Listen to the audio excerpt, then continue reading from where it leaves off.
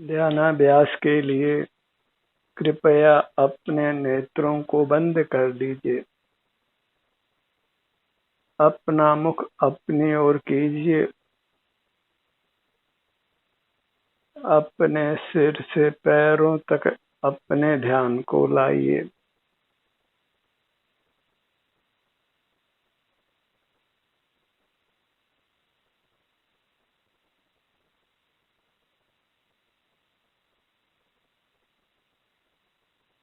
शरीर के किन्हीं भागों में वेदना हो तो उसका सहर्ष अनुभव कीजिए,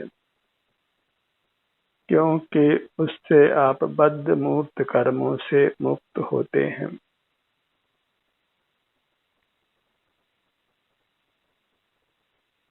कर्मों से मुक्त हो जाना अच्छा है।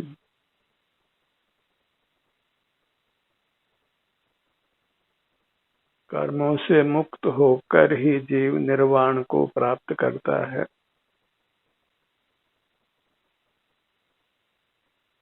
इसलिए सिर से पांव तक जो भी वेदना के स्थल हैं,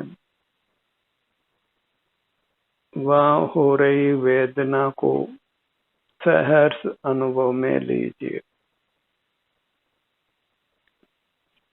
इससे आप बहिर्मुखता से बचते हैं, नूतन कर्मों को नहीं बांधते, पूर्वबद्ध कर्मों को नष्ट करते हैं।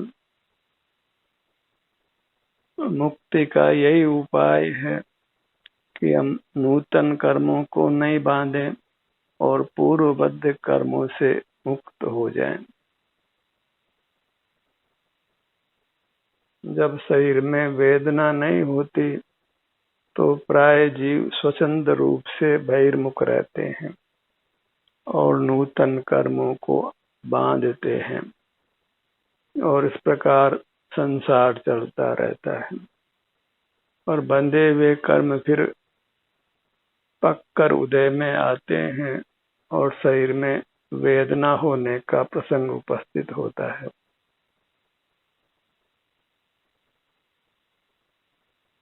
यदि आप वेदना भोगना नहीं चाहते हैं तो नूतन कर्मों को नहीं बांधें और पूर्वबद्ध कर्मों को उनके फल को भोग कर समाप्त कर दें। अंतर्दृष्टि करने पर शरीर के किन्हीं भागों में आपको अप्रिय संवेदना मिलती है। उस संवेदना को अनुभव में लीजिए और इस प्रकार अपने को बद्ध मूर्त कर्मों से मुक्त करिए।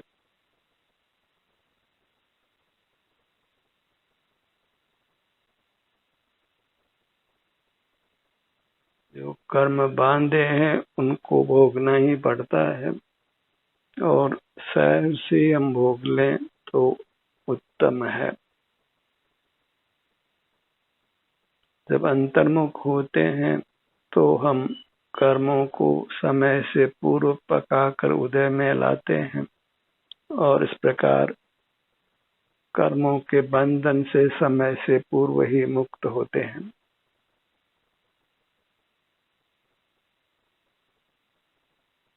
वेदना उत्पन्न करने वाले कर्मों से हम मुक्त हो जाते हैं तो सुख तो हमारा स्वरूप ही है, वह हमारे अनुभव में आने लगता है। बस बहिर्मुखता से संचित हुए कर्मों को अंतर्दृष्टि कर उदय में लाकर सहर्ष भोग लीजिए।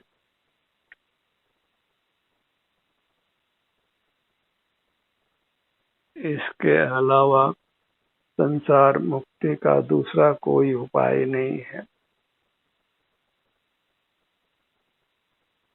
वेदना के स्थल पर आप जब ठहरते हैं तो बहिर्मुखता नहीं होती और बद्ध मूर्त कर्मों से आप मुक्त होते हैं, और वेदना नहीं हो तो जीव सहज ही बहिर्मुख होता है।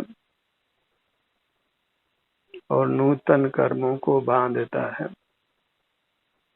इस प्रकार वेदना की स्थिति को अच्छा मानकर उसको भोग कर उस संबंधी कर्मों से अपने आप को मुक्त कर लीजिए।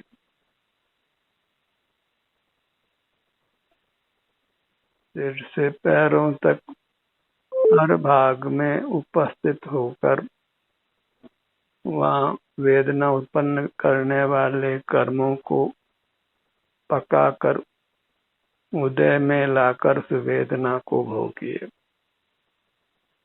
अंतर्मुख होने पर कर्म पकता है, समय से पहले उदय में आकर नष्ट हो जाता है। संसार को दीर्घ नहीं करना हो तो अंतर्मुख होकर कर्मों को उदय में लाकर उनके फल को भोगकर मुक्त हो जाइए।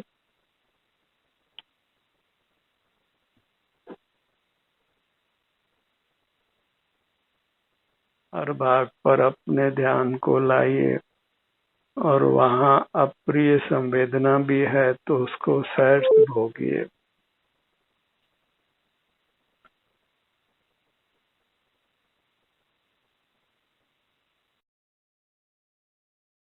अपने सर्वांग स्थिति को अनुभव में लीजिए।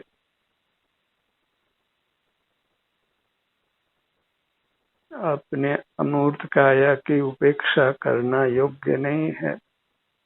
जब हम अपनी अमूर्त काया में उपस्थित नहीं रहते, बहिर्मुख होते हैं, तो उन्हीं बहिर्मुख द्वारों से नया कर्म आकर हमारे साथ बंधता है और उसी के उदय में हमको शरीर में वेदना होती है।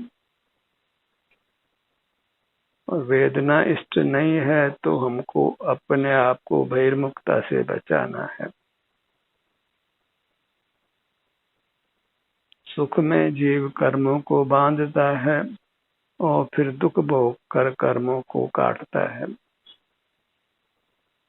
तो सब सुख की स्थिति है तो हमको बहिर्मुख नहीं रहना है, नूतन कर्मों को नहीं बांधना है और अंतर्मुख रहकर बद्धमूर्त कर्मों से मुक्त होना है।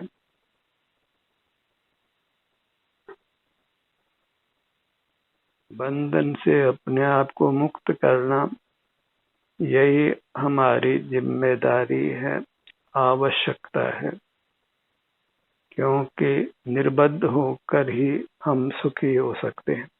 सुख तो हमारा स्वरूप ही है, बस बद्ध मूर्त कर्म ही उस सुख को रोकता है। सुख को कहीं बाहर से लाना नहीं होता है, किसी बाह्य वस्तु से लेना नहीं होता है। सुख को किसी बाह्य वस्तु की आवश्यकता भी नहीं है, बस सुख को रोकने वाले कर्म के बंधन से बचना है। और जो बंधन हो गया है उसको अंतर्मुख होकर उदय में लाकर नष्ट करना है। अपने ध्यान को अपने सिर के भाग पर लाइए।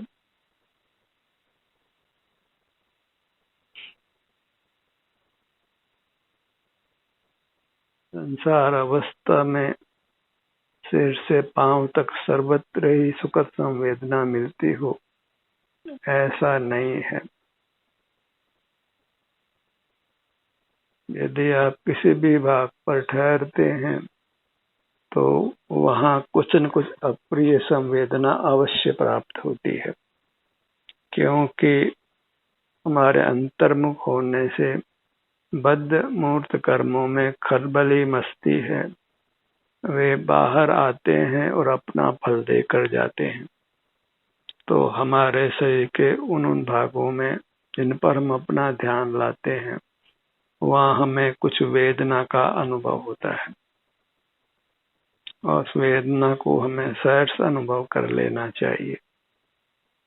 इसी विधि से जीव संचित कर्मों के फल को भोग कर उनको नष्ट करता है और फिर कर्म बंधन से रहित होकर मुक्त हो जाता है, परमात्मा हो जाता है।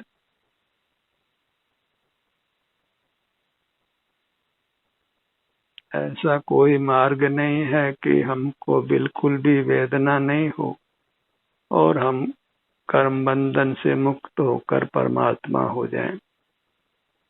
संचित कर्मों का अल्पाधिक फल अवश्य भोगना पड़ता है और हमें उसके लिए तैयार रहना चाहिए। जब हमने विषयों को भोगा है तो उसके फल को भी भोगना होगा। लोक में भी जो कोई अपराध करता है तो उसको न्याय प्रणाली से दंड मिलता ही है। अपने ध्यान को अपने ललाट भाग पर लाइए।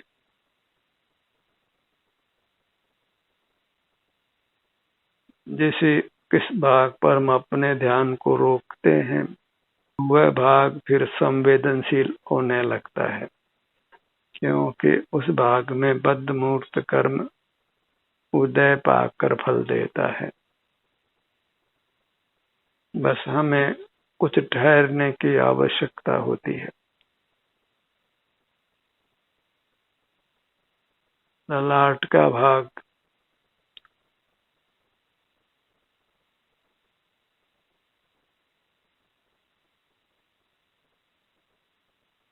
अपने ही अमूर्त शरीर में हम निवास करें, उपस्थित रहें, ठहरे। यही एक पद्धति है जिसके द्वारा जीव इस संसार सागर को पार कर सकता है। इंद्रिय ज्ञान में खड़े रहकर, राग द्वेष में खड़े रहकर विषयों को भोगता हुआ जीव संसार से पार नहीं होता, संसार में ही परिभ्रमण करता है। इस मुक्त जगत को विषय कर ही जीव बहिर्मुख रहता हुआ संसार में रुल रहा है। मूर्त जगत सुख स्वभावी नहीं है, इसलिए उनका लक्ष्य छोड़ना योग्य है। इंद्रियां भले ही मिली हों पर उनको उपयोग में नहीं लेना है। इंद्रियां होते हुए ही इंद्रियातीत होना है, वही जितेंद्रिय होना है, जिनेंद्र होना है। आंखें मिली है तो देखेंगे ही, कान मिले हैं तो सुनेंगे ही, यह युक्ति ठीक नहीं है।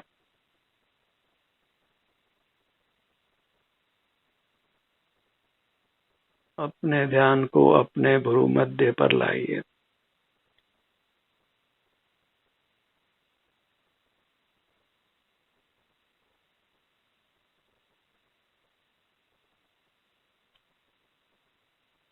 दोनों नेत्र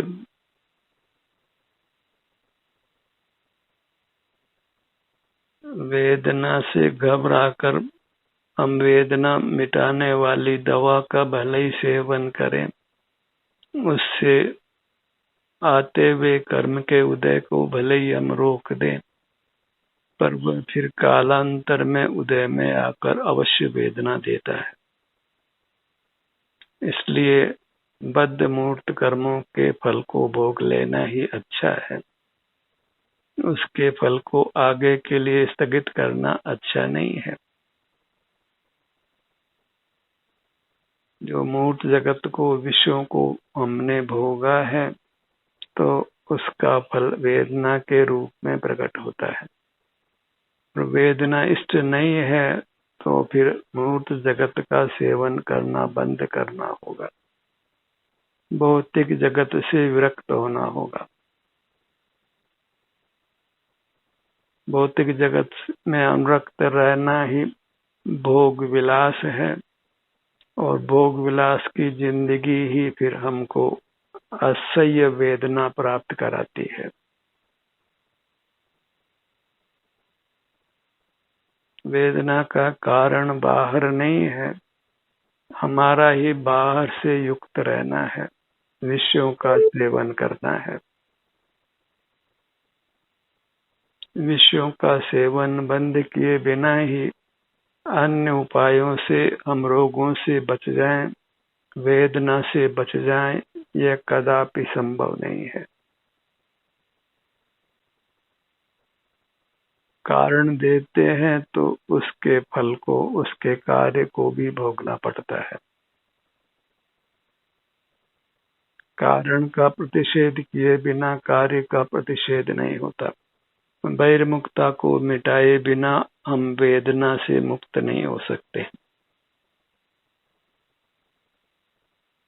विषयों का तो सेवन करें और रोगादि को नहीं भोगें, यह संभव नहीं है। रोगों का आगमन होगा ही, और बाह्य उपायों से आज तक कोई रोगों से, दुखों से, मरण से मुक्त नहीं हो पाया है।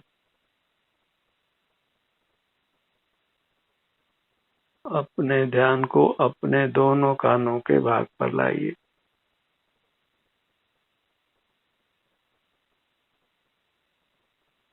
जो भी संवेदना है उसको हमने स्वीकार करना है,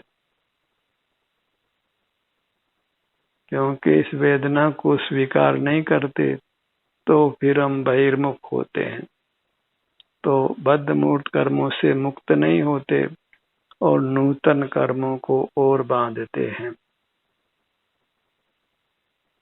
प्राय ध्यान करते समय शरीर में वेदना का अनुभव होता है और जीव उस वेदना से घबराकर ध्यान को छोड़ देते हैं।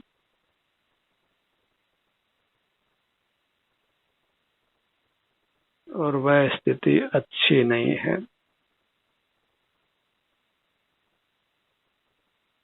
अपने ध्यान को अपने नासिका भाग पर लाइए। हमें अपने से ही युक्त रहना है, पर पदार्थों से युक्त नहीं होना है। मोक्ष मार्ग की यही पद्धति है। अनादि से अनंत काल तक यही मोक्ष मार्ग का स्वरूप है। बाहर के आयोजन प्रयोजन करके, बाहर के कर्म कांड करके आज तक कोई जीव कर्मों से मुक्त नहीं हुआ। सभी अंतर्मुख होकर ही कर्मों से मुक्त हुए हैं। अंतर्मुख होना ही ध्यान करना है, और अंतर्मुख होकर जो भी हमको संवेदना मिलती है उस संवेदना को भोग लेना ही ध्यान है।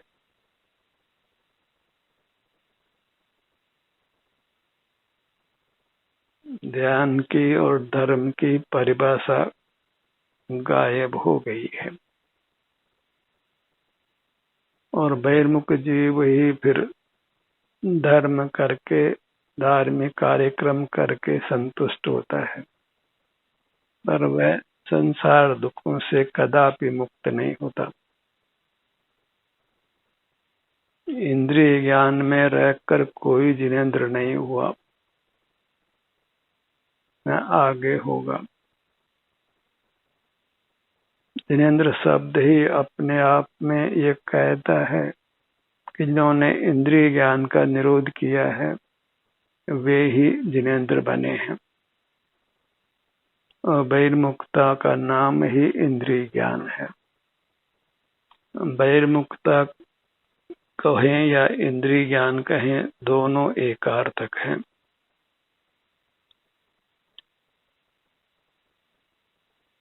तो इंद्रिय ज्ञान का निरोध करते हैं तो इंद्रिय ज्ञान के विषयभूत मूर्त पदार्थों का भी निरोध हो जाता है, और मूर्त इंद्रियों को भी हम उपयोग में नहीं लेते। इस प्रकार मूर्त इंद्रियों पर विजय होती है, इंद्रिय ज्ञान पर विजय होती है, और इंद्रिय ज्ञान के विषयभूत भौतिक जगत पर विजय होती है। इन तीन प्रकार की विजय को करके जीव परमात्मा होता है, और इस विजय करने में सहज जीव राग आदि दोषों से मुक्त होता है, वीतराग होता है। राग आदि दोष ही तनाव रूप हैं।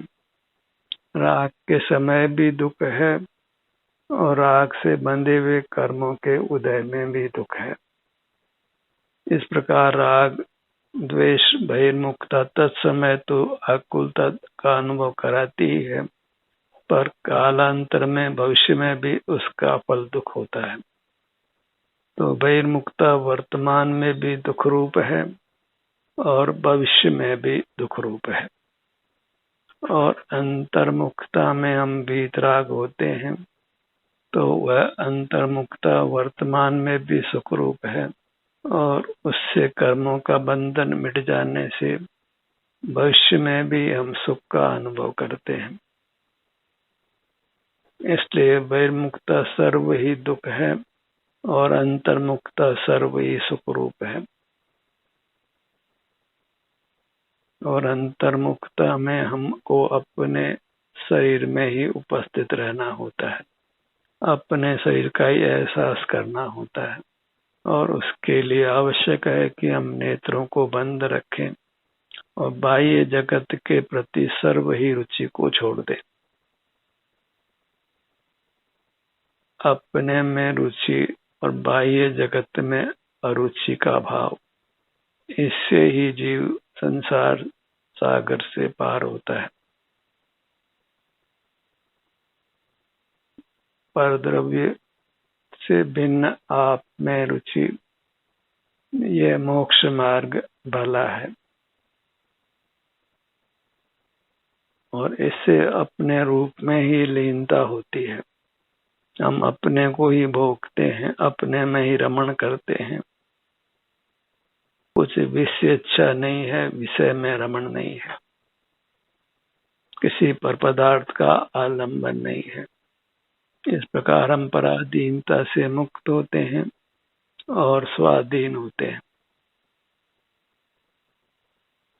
अपने ध्यान को अपने दोनों होठों के भाग पर लाइए।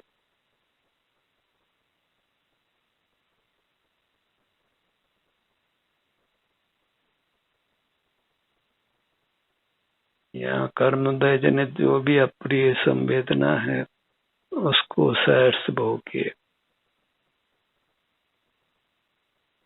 मुख के भीतर आइए, अपने ध्यान को अपने जिह्वा पर लाइए।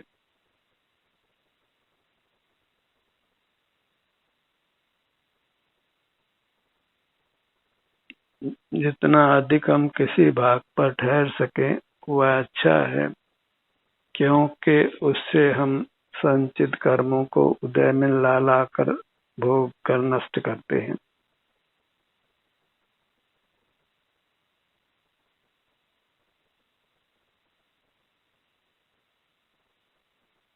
भीतर कर्म बिल्कुल नहीं रहे, इसके लिए हमें भीतर पूरी तरह रहना होगा। हमारे भीतर नहीं रहने पर अवश्य ही कर्म हमारे भीतर रहता है, क्योंकि भीतर वैक्यूम नहीं हो सकता है। या तो हमको रहना होगा अथवा तो फिर कर्म हमारे भीतर रहेगा। और हमारे भीतर रहने से हमारे सुख का अनुभव होता है, और भीतर नहीं रहने पर हमारे सुख का अनुभव नहीं होता, अपितु हमारा सुख ही दुख रूप से रूपांतरित होकर हमारे अनुभव में आता है, और वह स्थिति अच्छी नहीं है। अपने ध्यान को अपने कंठ भाग पर लाइए।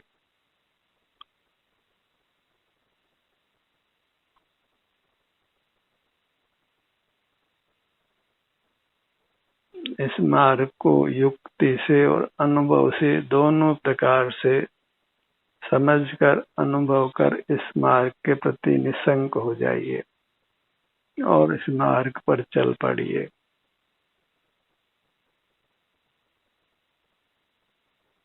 आगे ही बढ़ते जाना है, पीछे नहीं लौटना है। अपने ध्यान को अपने धड़ भाग पर लाइए।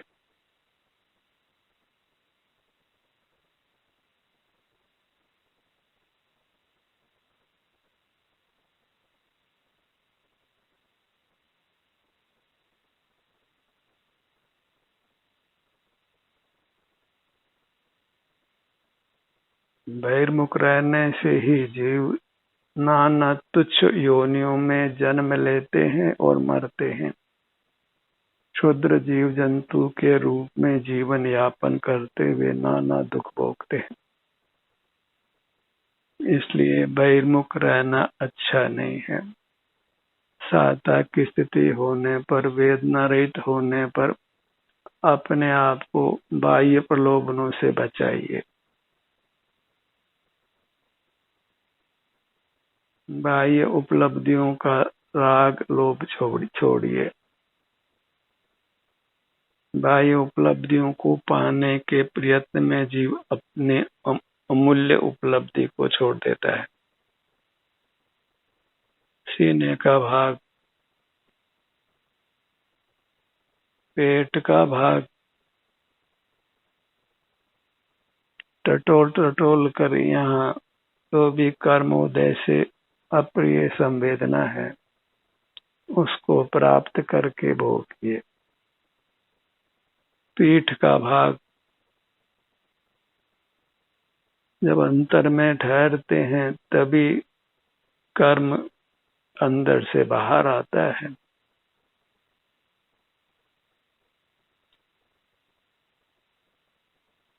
इस कर्म रूपी मल को भीतर नहीं रखना है। यही मैल है जिससे हमारा सुख नष्ट होता है और दुख अनुभव में आता है। दाहिने भुजा,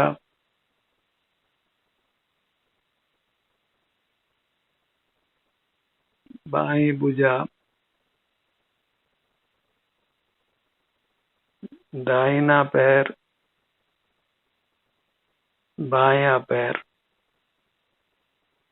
इस प्रकार अपने पूरी मूर्त को सिर से पांव तक अच्छी तरह टटोलिए और यहाँ उपस्थित रहकर कर्मों को उदय में लाकर कोई अप्रिय संवेदना भी प्राप्त होती है, उसको सहर्ष भोग कर अपने आप को कर्मों के बंधन से सर्वथा मुक्त करिए, परमात्म दशा को प्राप्त करिए।